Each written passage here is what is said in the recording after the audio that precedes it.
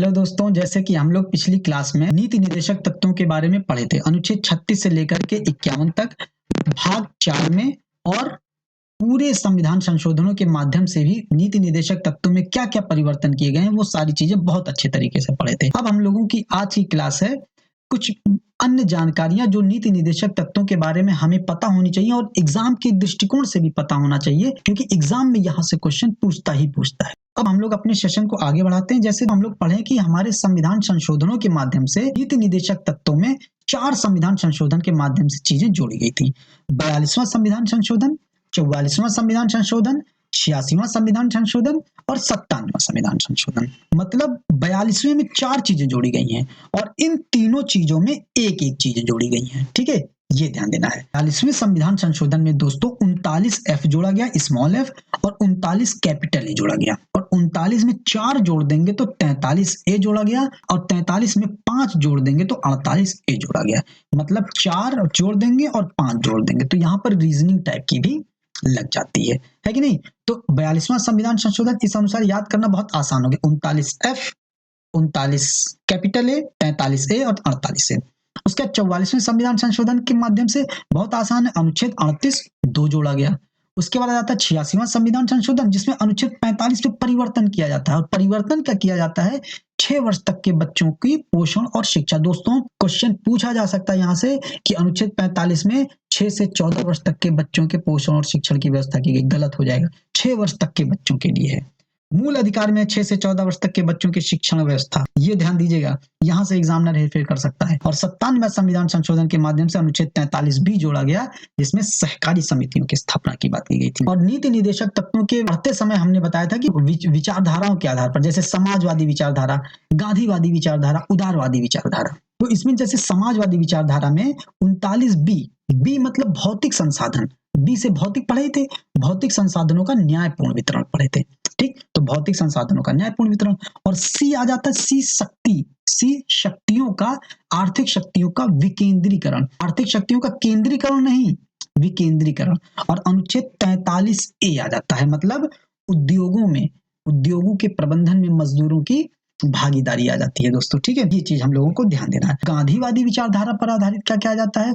अनुच्छेद 40 ग्राम पंचायत आ जाता है।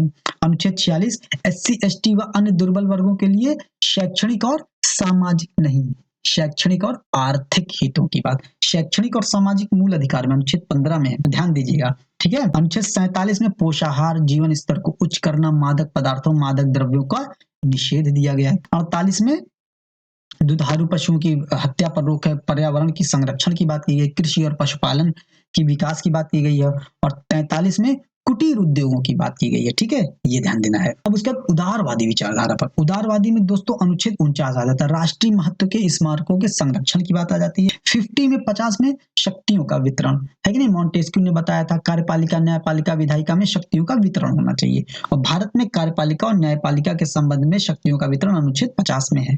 और अनुच्छेद 44 में क्या है? अनुच्छेद 44 में समान नागरिक संहिता है दोस्तों। ठीक, ये ध्यान देना है। यहां से क्वेश्चन बहुत इंपॉर्टेंट पूछा जाता है। अब जो अगला टॉपिक आ रहा है, इससे भी क्वेश्चन पूछे जाते हैं कि नीति निर्देशक तत्वों के संबंध में कुछ प्रमुख कथन दिए गए हैं, और उन प्रमुख कथनों में केटी शाह का कथन आ जाता है कि यह एक ऐसे चेक की भांति है जिसका भुगतान बैंक की इच्छा पर निर्भर करता है। मतलब कोई ऐसा चेक मान लीजिए हम लगाने गए, बैंक का मन करे पैसा दे कि ना दे, वो बैंक के ऊपर। ऐसे ही नीति निर्देशक तत्व है, राज्य का मन करे लागू करे कि ना करे, राज्य का मन है।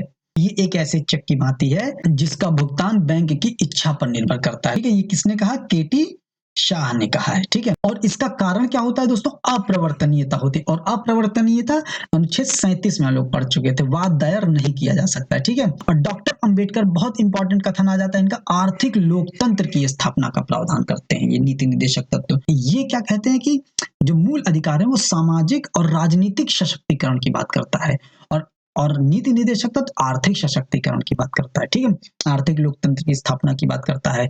और KM पडिक्कर कहते हैं कि निर्देशक तत्व आर्थिक क्षेत्र में समाजवाद लाने के लिए बहुत आवश्यक होते हैं। मतलब आर्थिक लोकतंत्र की बात अंबेडकर करते हैं और आर्थिक क्षेत्र में समाजवाद लाने की बात KM पडिक्कर करते हैं, क्योंकि अंबेडकर जी को लोकतंत्र वैसे ही प्यारा था, क्योंकि अंबेडकर जी जिस समाज से आते थे, जिस समाज वर्ग के सदस्य थे ये, उनके लिए लोकतंत्र की बात नहीं की जाती थी। शिक्षण की व्यवस्था नहीं, पानी पीने की व्यवस्था नहीं, घूमने फिरने की व्यवस्था नहीं थी, 4 लोगों के सामने जा नहीं सकते थे, कहीं मीटिंग हो रही बैठ नहीं सकते थे। ठीक, तो लोकतंत्र इनके लिए, इन वर्गों के लिए उस समय तो एकदम बेकार ही था। तो इसलिए इनके लिए ये लोकतंत्र काफी आवश्यक हो जाता है, और ये नीति निदेशक तत्वों को आर्थिक लोकतंत्र की स्थापना की बात करते हैं उसके संबंध में। और के.एम. पढ़िक्कर आर्थिक क्षेत्र में समाजवाद लाने की बात करते हैं कि आर्थिक क्षेत्र में ये समाजवाद लाएगा नीति निदेशक तत्व। उसका श्री नसीरुद्दीन शाह कहते हैं, नसीरुद्दीन शाह नहीं, श्री नसीरुद्दीन कहते हैं कि 9 वर्ष की शुभकामनाएं, बस हैप्पी न्यू ईयर बोल दिए, काम खत्म। लेकिन बस 9 वर्ष की शुभकामनाओं की तरीके चलते चलते रास्ते में हैप्पी न्यू ईयर बोल दिए, ठीक है, लेकिन नहीं, तो राज्य की इच्छा पर ये निर्भर केवल करता है। ठीक, और ग्रेनविल ऑस्टिन कहते हैं कि ये सामाजिक क्रांति लाने के लिए बहुत आवश्यक है दोस्तों। ठीक है, यहां से ये ध्यान देना है। और फिर आइवर जेनिंग्स का कथन है कि ये पवित्र इच्छाएं हैं, एक आदर्श है राज्य की, उसकी इच्छाएं करेंगी तो करेंगी, करेंगी तो करेगा, नहीं तो जाने दो, क्या दिक्कत है कि नहीं। तो ये संबंध है। यहां से भी क्वेश्चन पूछे जाते हैं के.टी. शाह का, अंबेडकर का, के.एम. पढ़िक्कर का, है कि नहीं, नसीरुद्दीन शाह का, ग्रेनविल ऑस्टिन का, आइवर जेनिंग्स का, इन सभी लोगों का कथन बहुत इंपॉर्टेंट है, और इन सभी लोगों के कथनों से क्वेश्चन एग्जाम में पूछे जाते हैं दोस्तों। आप लोगों को ये याद होने ही चाहिए। तो दोस्तों अब मिलते हैं हम लोग अगले सेशन में, अगली क्लास में। मूल अधिकार और नीति निदेशक तत्वों के बारे में जो लड़ाइयां हुई हैं संसद और न्यायपालिका के बीच में, वो आप लोगों को बताएंगे। एग्जाम में यहाँ से भी क्वेश्चन पूछा जाता है। हमारी क्लास पूरी फुल्ली एग्जाम ओरिएंटेड होती है, उसमें इधर उधर की बातें नहीं होती हैं। अगर होती भी हैं तो वो भी एग्जाम ओरिएंटेड होती है, जैसे ओ मजदूर तू सब चीजों का करता, तू ही सब चीजों से दूर, पिछली क्लास में बताए थे, है ना हुजूर। तो सारी क्लासें हमारी एग्जाम ओरिएंटेड होंगी दोस्तों, सिलेक्टेड हैं, सिलेक्शन दिलाएंगे, झूठे वादे नहीं दिखाएंगे। ठीक है दोस्तों, मिलते हैं अगली क्लास में। जय हिंद, जय भारत।